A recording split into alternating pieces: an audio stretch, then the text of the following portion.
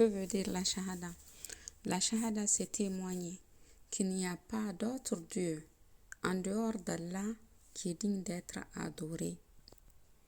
Cela veut dire qu'Allah est vraiment le seul Dieu qui est adoré en droit.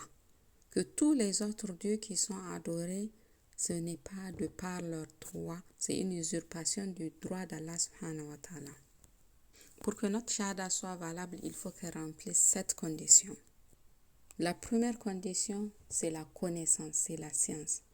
C'est connaître ce que veut dire la shahada, connaître ce qu'elle contient et ce qu'elle refute et ce qu'elle affirme. Donc c'est le fait d'affirmer, de reconnaître au fond de soi, dans son cœur, avant que notre langue la prononce, le fait que Allah il est vraiment le seul qui est digne d'être adoré.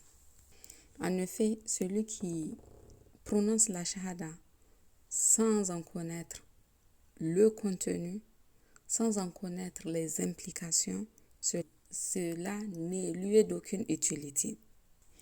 La deuxième condition est la certitude, al-yakin. Il faut que la personne qui le prononce soit vraiment totalement convaincue de ce que renferme la shahada, c'est-à-dire le fait que Allah il est le seul qui est digne d'être adoré. C'est le faire sans qu'il ne demeure aucun doute dans notre cœur, dans notre tête. La troisième condition est l'acceptation al-qaboul. C'est le fait que tu acceptes tout ce qu'implique le fait d'adorer Allah tout seul. Et donc que tu abandonnes toute adoration en dehors de l'adoration à Allah tout seul. Donc celui qui prononce la shahada, mais n'accepte pas ce qu'elle implique, ne la met pas en pratique, alors cela ne lui est pas profitable.